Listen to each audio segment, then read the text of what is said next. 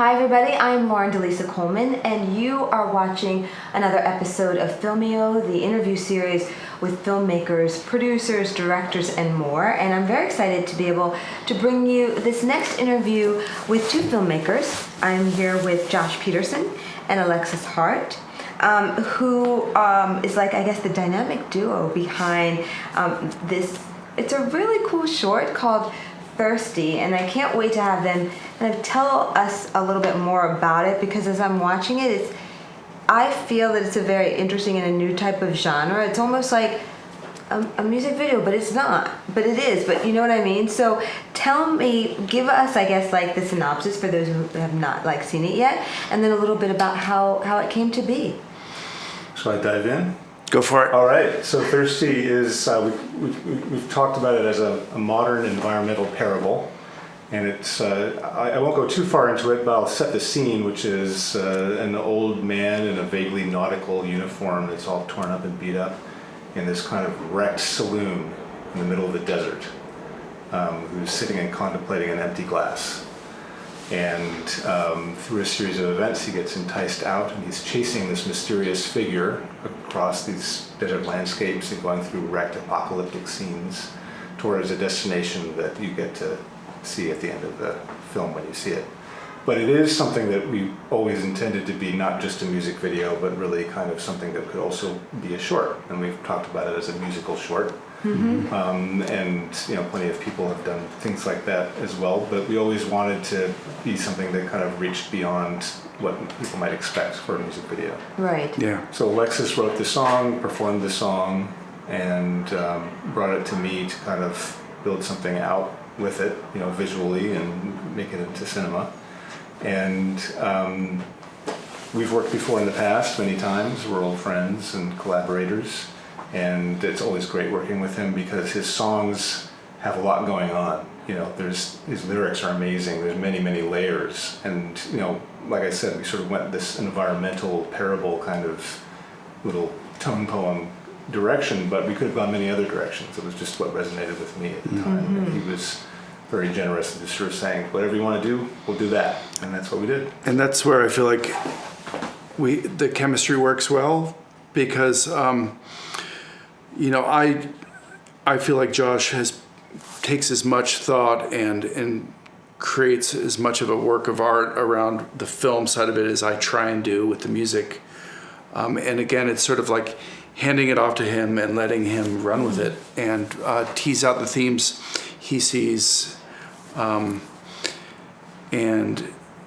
the best thing I can do is give him carte blanche to, he knows how to make films, I know how to make music, so it's a good partnership. Yeah, we balance each other pretty well. Which is very cool.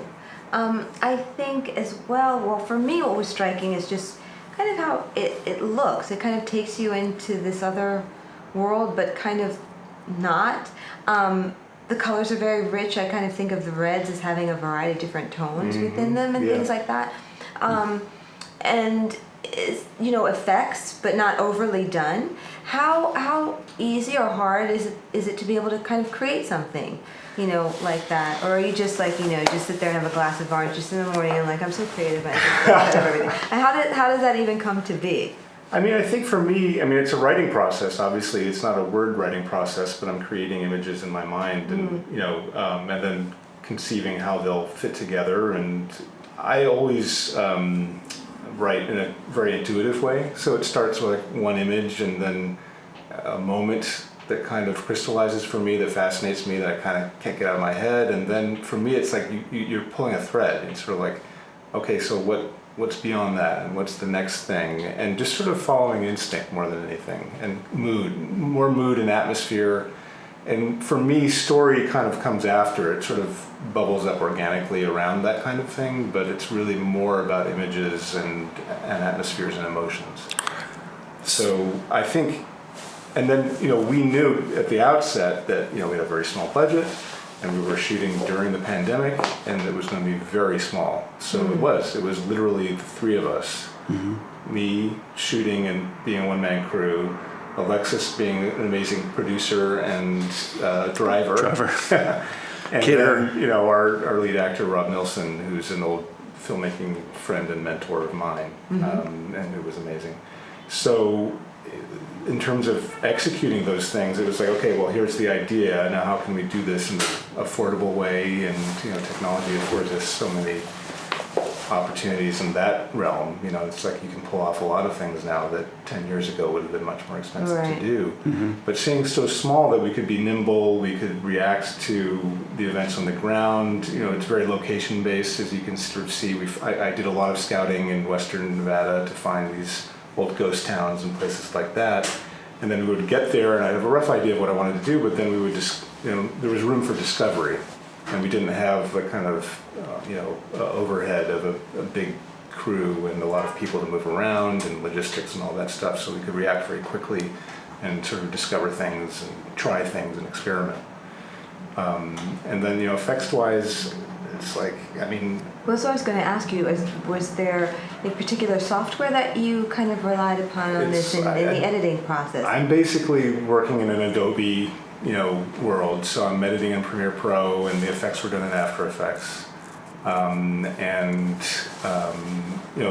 the effects were all inspired by the thing you talked about, the reds. It's sort of at the end of the film we kind of get into this red realm, and that was directly inspired by what's kind of at the root of all of this, which is we're in California where there's this horrible drought that's been going on it's been getting worse and worse in the past several years. We have fire seasons that keep expanding through the year until the new normal for us is we expect there's going to be days we have to be hunkered down because the air quality is so bad for a week or so every year. And this past September, we had this one day where we woke up and it was like we were all of a sudden in the middle, we were in hell. I mean, it was like there was this red light. It was dark, and the sky was literally red, and everything was orange, and the street lights were on all day long because it was so heavy. Yeah. And that directly inspired the look of that final scene. Okay. Because we thought, well, this is the world that we're going into, and again, with this kind of thinking about climate change and thinking about the world our children are inheriting from us, that became part of the aesthetic. So inspired by that, that was the color scheme that I used for the final scene of the film. Interesting. And where do you draw most of your inspiration from when you're, writing different songs and lyric selection? Well, it's interesting to hear you talk about your sort of intuitive process of writing, and you take one theme and or one image, but in my case it would be a sound or a rhythm or something like that, and it would be I liken it, writing a song is kind of like an inhabitation in a way. It's like something comes in and occupies you, and it's usually, for me, it's a rhythm that starts, and then it's like if you allow the rhythm to come in and you accept it in, it will come in and sort of set up speakers in your head and play on repeat, and then you'll start to build this story around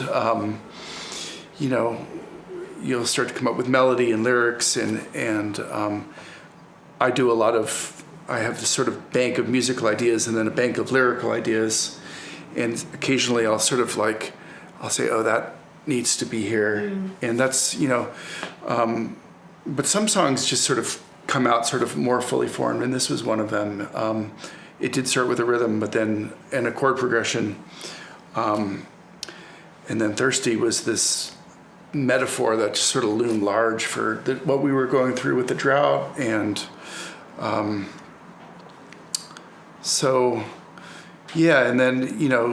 then at some point the idea kind of packs up and moves on, and you're left with a song. If you're lucky, it's sort of like what was written in the guest book afterwards. That's the remainder. But the song itself is more like this inhabitation of a couple. That's a kind of cool way to describe it, right? Because it comes like it's taken me a while to think about it, because I know I get asked that question: how do you write a song? You get possessed. It's a mini possession. Yeah. But this is the first time that the two of you have worked together in this capacity? No, this is our second film like this together. We've worked before in the past. He's done music for some of my previous films. I've also used some of his songs as kind of background music in other scenes of other films. But then we did a film a few years ago. He approached me with this song of his, "The Night of My Death." And that was our first time working together. It was also done very small with just me shooting. I got him on camera for that one. He did not want to do that again. He was great. Best choice I made Still was friends, so. Exactly. yeah. So we did, that was a great experience though, creatively. It was the first time I had done a music video, and again with that one I wanted it to be more than a music video like you were saying, and to really work as a short film as well. And you know, both of these films we've submitted to festivals as shorts, you know, Yeah. and they get picked up by some people as narrative shorts, and other people have a music video category, and that's fine. Yeah. This block that we're showing at Tribeca now, the Art and Soul shorts program is really interesting. It's all music and dance shorts, and it's very much, I think, a celebration of kind of coming out of the pandemic. Not touch wood, and I'm very excited to see some of the other films Yeah. that were listed with. Interesting. So, given the fact that you've done this and collaborated in this way, and have really had to do so under very strong and crazy and strange circumstances, as we all have, but everybody has his or her own personal story. What advice might you have for other filmmakers who are really just kind of coming up and hitting different barriers, things like that, that could really just use maybe some insights or something that you may have told yourself like earlier if you could have, because none of these things are easy, huh? No. Or everybody would do it. Well, can I take a stab at that? Yeah. And Josh is a pretty humble fella, so I would say I'm gonna put some words in your mouth, and you can dispute them later. But Josh does well in that he doesn't wait around to see if there's a lighting crew available or a big budget. It's just sort of like if you have an idea and you have some decent equipment, go out and do what you can. And Josh, I would say it comes down to kind of a work ethic and a sort of a do-it-yourself ethic that I was always sort of, to me, marks your work. Like, I remember on our first film, he's like, I'm going to pick you up at 5:30 in the morning. We're going to drive out to this underpass in Oakland. Because I was there the day before, and the way the light comes through is like better than any lighting crew will ever have. And we don't need a lighting crew because I was there and it looks awesome. And so we went out and there it was. So he had done the footwork beforehand. And it allows us to be nimble. And again, sort of, if you're not trying to coordinate a huge operation, you can make on the fly choices that sometimes are the best. So that would be your advice then to maybe kind of scale down, actually. Yeah, don't where be you afraid can. of being small. Yeah. I think don't be afraid of being small. It's really, and especially nowadays. I mean, we're a little bit older than there's plenty of very young people coming up, and this is the world they know, where you have a production studio in your pocket in the form of a phone. There's so much that you can do, and especially when you're starting out, keep light, keep agile.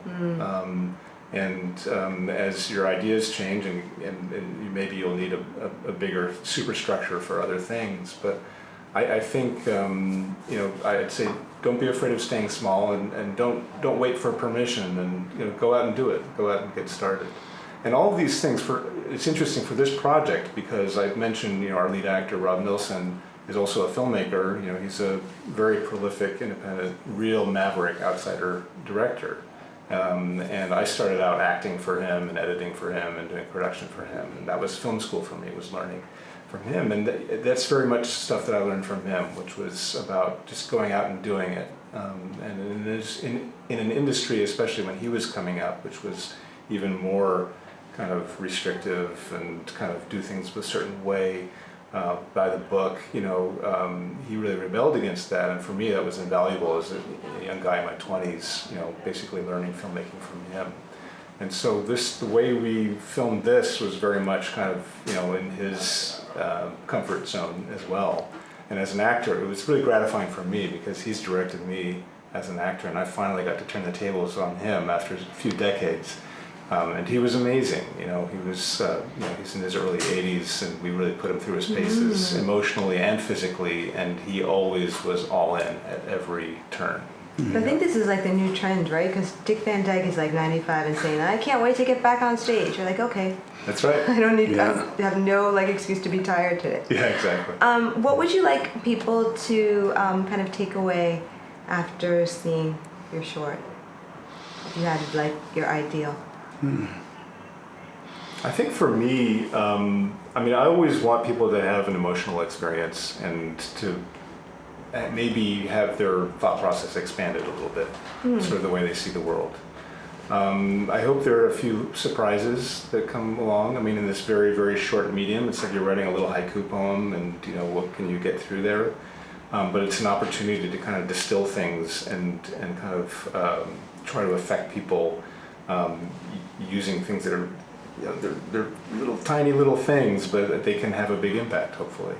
And the themes of the film really are big, as small as the film is. And I hope people leave kind of talking about how they interpret the meaning of those images and what happens in the story, and how they feel about the bigger picture of where we are on the planet right now, and how maybe thinking about the relationship between generations, between the old and the young. So my hope is that that stirs something for people and they come out kind of affected by it that way. Alexis? I would just add that I want people to be similarly inhabited, like I was writing the song and having the song kind of live with them for a while, and the imagery live with them for a while, and enjoy it. And it is a catchy tune. Yeah, it's made for earworms. Yeah, so I like that. I like. To me, that's a way to connect to people. If something an idea has been in my head, I'd like to try and get it into your head too.